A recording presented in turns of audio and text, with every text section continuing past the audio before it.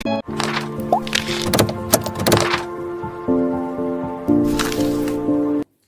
and welcome on my YouTube channel. I am Dr. Himanshu Arora, physiotherapist.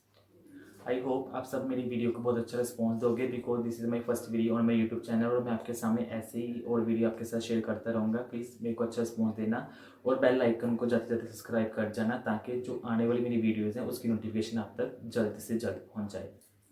सो आज का मेरा topic है shoulder pain. Shoulder pain आज बिल्कुल जैसे नी पेन होता है, बैक पेन है, वैसे आजकल शोल्डर पेन बहुत कॉमन है ओल्ड एज पॉपुलेशंस में, ठीक है, और हमारे यंग अडल्ट में, ठीक है। बिकॉज इनके जो रीजंस हैं, जो उनके कोज हैं, वो अलग अलग हो सकते हैं। यंग अडल्ट जब हमारे पास आते हैं उसके जो कोजेस हैं, ठीक है, वो ज़्यादातर ट्रॉमेटिक ही होते हैं।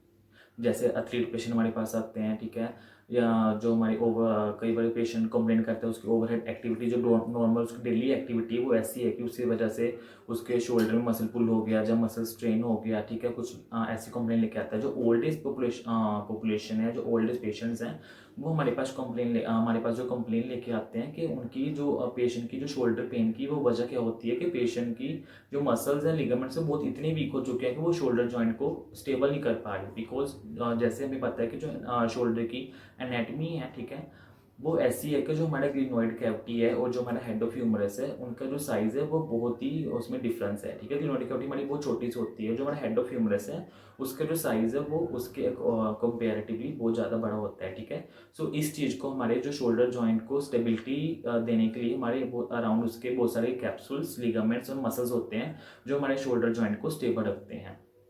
शोल्डर जॉइंट सबसे ज़्यादा मोबाइल जॉइंट है और अनस्टेबल जॉइंट है बिकॉज, ठीक है, इसकी जो एनाटमिकल जो कॉन्फ़िगरेशन है वो ऐसी है कि इसको जो लिगामेंट्स हैं, जो उसके कैप्सूल्स हैं, वही इसको स्टेबल कर पाते हैं। बिको अदरवाइज ये बहुत अनस्टेबल जॉइंट है, उसके इंजर्ड होने के चांसेस भी ज़्यादा होते हैं ज़्यादा देन द अदर जॉइंट्स, ठीक है। सो आज की जो मेरी वीडियो है इसमें मैं आप सबके साथ शेयर करूँगा कि how we can get the history from the patient when he come to your clinic और come to you, okay. So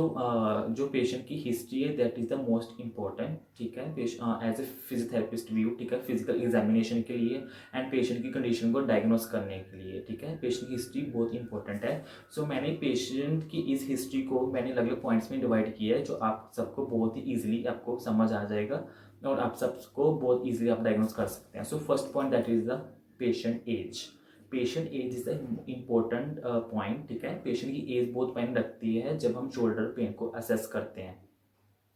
patient की एज क्या है, ठीक है, बिकॉज हमारी ओल्ड एज में जो पेशेंट जैसे 50 से अबव हैं, 60 हैं, ठीक है, 50 और 60 के अबव जो पेशेंट होते हैं उनमें क्या होता है कि with age related changes muscles और लिगामेंट्स वीक हो जाते हैं, जिसकी वजह से हमारे जो शोल्डर जॉइंट में इंस्टेबिलिटी आनी शुरू हो जाती है, ठीक है, उसको स्टेबल नहीं कर पाते शोल्डर जॉइंट को, जिसकी वजह से हमारे पास जो पेशेंट आता है वो कंप्लेन लेके आता है जैसे उनका क्या है कि कंधे में दिक्कत आ रही है, कंधे में पेन हो रही है, वो जो कंधा हमारा वजन नहीं उठा पा रहा जितना, ठीक है, वो पहले उठा पा रहा था, ठीक है। और जैसे अगर हम 20 से 40 एज के बीच बीच देख लें, जैसे पेशेंट जैसे एथलीट पेशेंट ज़्यादा आते हैं यंग पॉपुलेशंस में, ठीक है, तो वो उनके जो रीजंस होते हैं वो क्या होते हैं, ज़्यादा ट्रोमेटिक केसेस उनके ज़्यादातर होते हैं, जो ट्रोमेटिक कोज उनके ज़्यादा हैं। जैसे वो एथलीट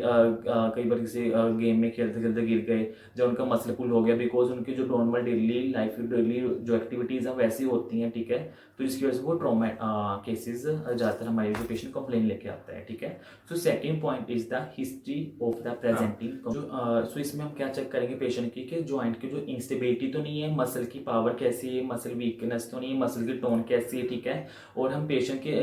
प्रेजेंटिंग जो हिस्ट्री जो पेशेंट की है प्रेजेंटिंग कंप्लेंट, उसमें हम चेक करेंगे कि जब पेशेंट की एक्टिव अगर मूवमेंट कर बैठता है ना, वेल एंड गुड, ठीक है। अगर वो पेशेंट प्रॉपर अपनी शोल्डर की मूवमेंट नहीं कर पा रहा है, ठीक है, शोल्डर फ्लेक्शन नहीं कर पा रहा या शोल्डर एबडक्शन नहीं कर पा रहा है, तो हम उसको पैसिवली हम उसकी मूवमेंट को लेके जाएंगे और हम फिजियोथेरेपिस्ट व्यू से हम देखेंगे कि पेशेंट के शोल्डर जॉइंट में क्रैपिटस तो नहीं आ रही है, जहाँ रिस्ट्रिक्शन तो नहीं मिल रही, स्टिफनेस तो नहीं है जॉइंट में, हम ये सब देखते हैं पेशेंट में, ठीक है। मेनली कि मसल वीकनेस ज़्यादा होती है शोल्डर पेन में, बिकॉज कई बार क्या होता है कि जो हमारा शोल्डर जॉइंट है, कई बार पेशेंट दर्द की वजह से, पेन की वजह से अपने शोल्डर जॉइंट को मूव ही नहीं करता, बिकॉज उसको डर होता है कहीं शोल्डर जॉइंट जो वो मूव करेगा अपनी आंख को ऊपर लेकर जाएगा तो उसको दर्द होगा, तो उसकी वजह से भी क्या होता है कि हमारी जो मसल्स हैं वो उसकी वेस्टिंग, जब मसल वीक होनी शुरू हो जाती है, ठीक है, हमारी शोल्डर जॉइंट की। एंड जो नेक्स्ट जो हमारा पॉइंट कह लो, जहाँ कह रहा है कि location of the pain, this is the most important thing कि लोकेशन ऑफ पेन पेशेंट की कहाँ पे है, क्या वो एक ही जगह पे लोकलाइज है जब वो रेडिएट कर रही है किसी जगह पे, बिकॉज समटाइम पेशेंट की जो शोल्डर पेन है वो एल्बो तक रेडिएट कर रही होती है, ठीक है। जब कई बार क्या होता है कि शोल्डर की वजह से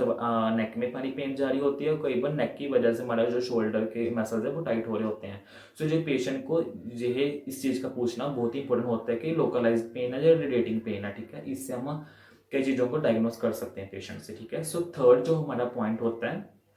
उसमें होता है कि ड्यूरेशन ऑफ द सिम्टम, कि पेशेंट ने कब ये सिम्टम और उसको कब इस चीज़ की प्रॉब्लम आनी शुरू हुई, ठीक है। बिकॉज ये बहुत ही इंपॉर्टेंट थिंग है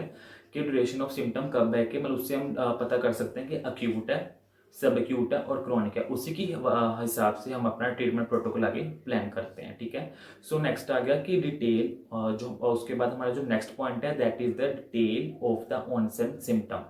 डिटेल ऑफ ऑनसेट सिम्टम का मतलब होता है कि आपको किस वजह से आपको जो पेन हुई है, जो शोल्डर में आपकी पेन आ रही है किस वजह से हुई, किसी ट्रॉमा की वजह से हो रही है, जो आपकी डेली लाइफ में जो एक्टिविटीज़ है वो ऐसी हैं कि जैसे फीमेल्स में ज़्यादा जो केसेस होते हैं उसमें क्या होता है कि वो ओवरहेड एक्टिविटीज़ में ज़्यादा उसकी जो कंप्लेन होती है कि वो कहते हैं कि मैं घर पे जैसे सफाई कर रही हूँ, ज़्यादा डोर साफ करते हैं, जब विंडो साफ करते हैं तो उसकी वजह से एकदम झटका लगा मेरे शोल्डर में, ठीक है। तो ये चीज़ बहुत इंपॉर्टेंट है कि जो आपकी शोल्डर पेन हुई है वो किस वजह से हुई है, ट्रॉमा की वजह से हुई है, जो आपका ऑक्यूपेशन ही ऐसा है, ठीक है, कि जिस वजह से आपको जो शोल्डर जॉइंट में पेन आनी शुरू हुई है, ठीक है। और नेक्स्ट हमारा जो पॉइंट है that is the health issues. Health issues में हम क्या देखते हैं कि पेशेंट को हम पूछते हैं कि आपको कोई डायबिटीज तो नहीं है, जब हाइपोथायराइडिज्म द थायराइड डिजीज तो नहीं है आपको, ठीक है।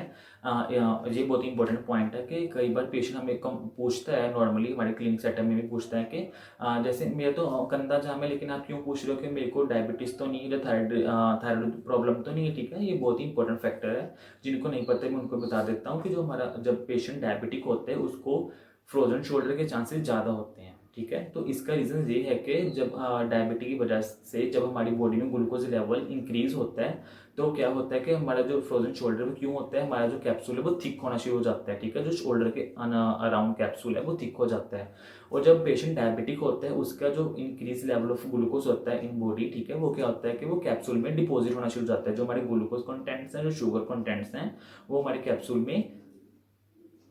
वो क्या होता है कि वो डिपॉजिट होने शुरू हो जाते हैं, जिसकी वजह से जो हमारा कैप्सूल की लेयर्स है वो और थिकन हो जाती है, और पेशेंट को अपने शोल्डर को ऊपर लेकर जाने में और बहुत दिक्कत आती है, और रिस्ट्रिक्शन फील होती है, पेशेंट को पेन भी इस वजह से आती है। और सेकेंड वन मैंने बोला था कि थायराइड। थायराइड की वजह से क्या होता है कि हमें पता है कि जब पेशेंट को हाइपोथायराइडिज्म, मेनली जो फीमेल्स कंप्लेन हमें देखी गई हैं और जो फ्रोजन शोल्डर की कंडीशन देखी गई है वो हाइपोथायराइडिज्म भी उसका रीज़न होता है। हाइपोथायराइडिज्म क्या होता है कि हमारी जो बॉडी का प्रोसेस है, जो मेटाबॉलिज्म रेट है, हार्ट रेट है, बीपी रेट है, वो क्या होता है कि हाइपोथायराइडिज्म में इंक्रीज होना शुरू होता है। उसके साथ हमारा प्रोटीन कंटेंट भी, जो प्रोटीन प्रोसेस है जो बॉडी में, ठीक है, वो भी ज़्यादा उसकी प्रोडक्शन इंक्रीज हो जाती है बॉडी में, जिसकी वजह से जो प्रोटीन हमारा होता है वो सॉफ्ट टिश्यूज और हमारे जो कैप्सूल्स है उसमें भी डिपॉजिट होना शुरू हो जाता है, जिसकी वजह से हमारे मसल्स और हमारे जो कैप्सूल है वो और टाइट हो जाते हैं, जिसकी वजह से पेशेंट को प्रॉब्लम आती है कि वो अपने कंधा को ऊपर नहीं लेके जा पा रहा, ठीक है। तो ये नहीं होता कि हर बार पेशेंट को अगर बिल्कुल वो अपनी आर्म को ऊपर नहीं लेके जा पा रहा कि हमेशा कंधा ही जाम हो उस पेशेंट को, इसलिए वो कहते हैं कि शोल्डर के जो सिम्टम्स हैं वो सेम ही होते हैं हर कंडीशन में, लेकिन उसको डायग्नोस करना it is most important thing as a physiotherapist, ठीक है। So this is the main points, ठीक है। और आगे मैं शोल्डर को मैं आपके साथ शेयर करूंगा कि शोल्डर में कौन कौन सी कंडीशंस होती हैं and how we can treat the patients for consider treatment as well for physiotherapy treatment, ठीक है। और हम और हर कंडीशनों को हम कैसे असेस करेंगे, क्या उसमें स्पेशल टेस्ट हैं, क्या है, मैं ऐसे ही आके आपके सामने और वीडियो शेयर करूंगा, ठीक है। इसी वजह से जाते जाते थैंक यू सो मच।